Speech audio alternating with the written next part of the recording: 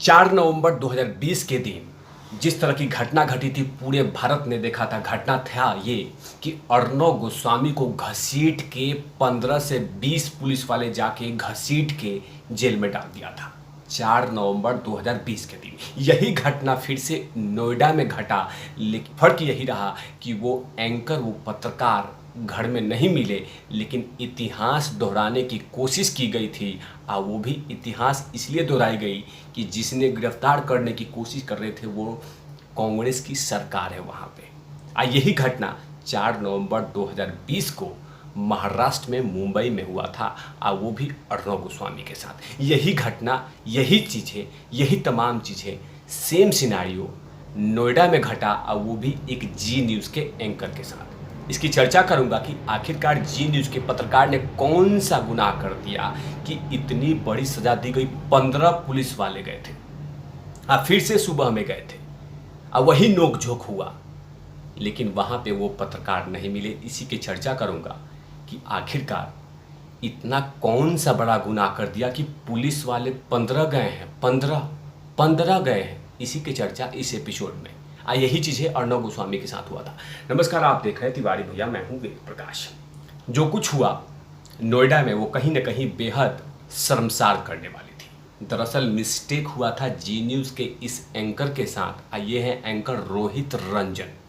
दरअसल इनके साथ गलती ये हुई थी कि 1 जुलाई के दिन मानवीय भूल से गलती से राहुल गांधी का एक वीडियो जुड़ गया। उसी पे लगातार कांग्रेसी कहने लगे कि फेक न्यूज़ फैला रहा है, फेक न्यूज़ फैला रहा है, फेक न्यूज़ फैला रहा है। और कांग्रेसी के तमाम कार्यकर्ता वो लोग जी न्यूज़ के बाहर में हो हल्ला किया, तो पोस्टर जलाए, जी न्यूज़ को छी न्यूज़ कहा, बहुत सारे ताने दिए, और साथ में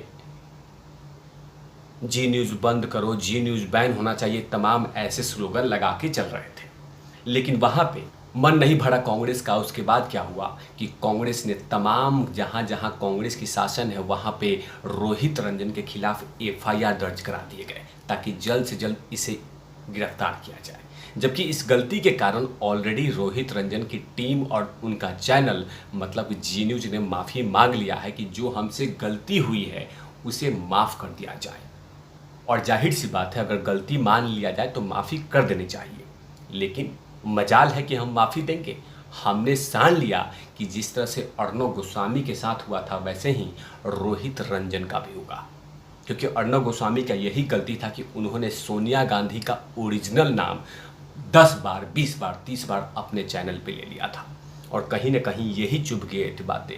इसीलिए अर्णव गोस्वामी के साथ भी यही हाल हुआ था कि परमवीर सिंह की पुलिस यानी मतलब मुंबई पुलिस ने कभी 16 घंटा, कभी 10 घंटा, कभी 12 घंटा, कभी 13 घंटा, कभी 14 घंटा लगातार अर्णव गोस्वामी को परेशान किया, पूछताछ किया।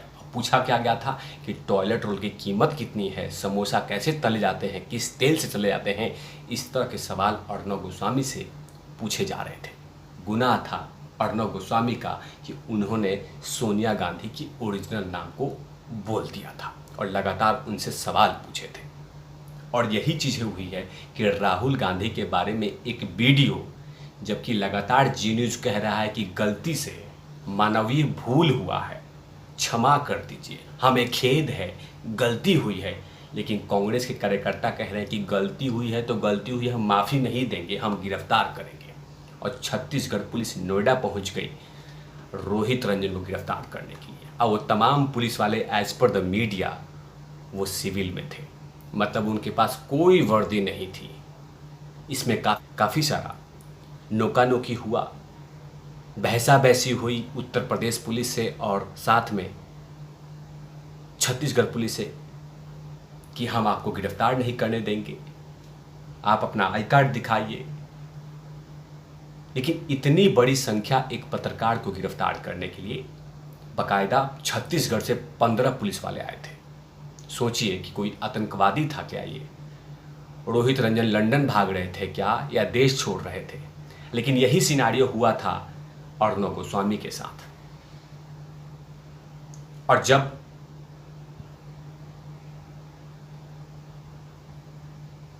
यही सिनारियो अर्णव गोस्वामी के साथ हुआ था, अर्णब गोस्वामी को इस तरह से गिरफ्तार किया गया था। लेकिन फिलहाल अभी रोहित रंजन पूरी तरह से गायब हैं, लेकिन छत्तीसगढ़ पुलिस हाथ पैर मार रही है कि जल्द से जल्द इनको गिरफ्तार किया जाए। लेकिन जो कुछ हुआ है वो कहीं न कहीं बेहद शर्मसार करने वाला है कि वो जो घटना घटा है वो सुबह 5 बजे। मैं पूरी जानकारी दे देता हूँ। दरअसल छत्तीसगढ़ पुलिस 5 बजे करीब रोहित रंजन के इंदिरापुरम स्थित घर पहुंची। रोहित रंजन की सोसाइटी के गार्ड ने पुलिस कर्मियों को रोकने की कोशिश की, लेकिन छत्तीसगढ़ पुलिस ने गार्ड के साथ गाली गलौज तक किया, उनका फ़ोन तक छीन लिया। इसके बाद छत्तीसगढ़ पुलिस के 10 से 15 जवान बिना वर्दी के रोहित रंजन को गिरफ्तार करने पहुंचे। जब रोहित रंजन के घर पहुंची तो उस वक्त रोहित का परिवार सोया हुआ था। आरोप है कि पुलिस जबरन रोहित रंजन के ड्राइंग रूम में घुसी और घंटों भर बैठी रही और पुलिस की कार्रवाई पे लगातार अब सवाल उठने लगे हैं। आखिरकार जरूरत आन क्या पड़ी? क्या कानून का राज नहीं है क्या? क्योंकि इस तरह से गिरफ्तार करना कहीं ना कहीं सवालिया निशान खड़ा होता है कि क्या अब लोकतंत्र खतरे में नहीं है? क्या लोकतंत्र में अब चोट नहीं पहुंच रही है? क्या ये काला दिन नहीं कहलाएगा? क्या लोकतंत्र खंभे नहीं हिल रहे हैं? ये तमाम सवाल उठ रहे हैं कि गुनाह था कि उन्होंने राहुल गांधी का वीडियो बाई मिस्टेक मानवीय भूल से चला दिया था, जिसकी सज़ा अब रोहित रंजन को मिल रहा है। बाकायदा 1 नहीं 2 नहीं 3 बार ऑन एयर वो माफ़ी मांग चुके हैं। उनकी चैनल मांग चुकी है, उनकी चैनल मतलब जी न्यूज कार्रवाई कर चुकी है। लेकिन मजाल है कि कांग्रेस स्वीकार करे। आखिरकार इसमें हिम्मत कैसे पड़ी जो राहुल गांधी के वीडियोस को तुमने इस तरह की बातें की है? अब देखना होगा कि क्या छत्तीसगढ़ पुलिस गिरफ्तार करती है। लेकिन इसी का विरोध करते हुए भारतीय जनता पार्टी के नेता ने कहा कि यही कांग्रेस का मुखौटा है, यही कांग्रेस की सोच है जो लगातार देश में चल रहा है। अंदाज़ा लगाइए कि कांग्रेस का अगर राज पूरे भारत में हो तो बोलने की आज़ादी कितनी होगी, इसका अंदाज़ा आप लगा सकते हैं। आगे क्या कहते हैं भारतीय जनता पार्टी के नेता? छत्तीसगढ़ के प्रदेश अध्यक्ष विष्णुदेव साय ने जी न्यूज़ के एंकर रोहित रंजन को गिरफ्तार करने की कोशिश और छत्तीसगढ़ पुलिस की गुंडागर्दी को लेकर राज्य सरकार पर हमला बोलते हुए कहा कि कांग्रेस लोकतंत्र का गला घोटने का काम करती है। कांग्रेस अपने खिलाफ आवाज़ बर्दाश्त नहीं करती है। इतनी सारी घटना यहाँ हो रही है, उसे छोड़कर वहाँ उसको गिरफ्तार करने जा रही है। मतलब भारतीय जनता पार्टी के विष्णुदेव साय ने बहुत सारे सवाल उठा दिए कि ज़रूरत क्या थी इतनी बड़ी पुलिस फोर्स भेजने के लिए, वो भी रोहित रंजन को गिरफ्तार करने के लिए। जबकि 10 से 15 इतना ज़्यादा बड़ा क्राइम किया है इस रोहित रंजन ने, जबकि माफ़ी मांग चुके हैं। लेकिन माफ़ी का नहीं माफ़ी दिया जाएगा क्योंकि आपने राहुल गांधी के वीडियो के साथ छेड़छाड़ किया था। माफ़ी मांग लेने से ऑन एयर पे उन पत्रकारों को माफ़ कर दिया जाता है। इतनी बहुत सारी घटनाएं घटी जा चुकी है, इसका बहुत सारे एग्जाम्पल भी है। लेकिन सवाल है कि राहुल गांधी, सवाल है कि सोनिया गांधी पे आपने इस तरह का बातें कैसे कह दी और राहुल गांधी पे कैसे कर दी। वैसे भी भविष्य के अध्यक्ष हैं राहुल गांधी, तो जाहिर सी बात है उनको दिखाना होगा कि हम आपके प्रति कितने लॉयल हैं और आपको खरोच तक नहीं आने देंगे। तभी तो इस तरह का पाखंड और ड्रामा छत्तीसगढ़ पुलिस आके नोएडा इंदिरापुरम गाजियाबाद में कर रही थी। लेकिन फिलहाल अभी उत्तर प्रदेश की पुलिस लगातार उनके आसपास में मंडरा रही है ताकि कोई ऐसी अनहोनी घटना नहीं हो। लेकिन कहीं ना कहीं अर्णब गोस्वामी पार्ट 2 बनाने की कोशिश शानदार तरीके से की गई है।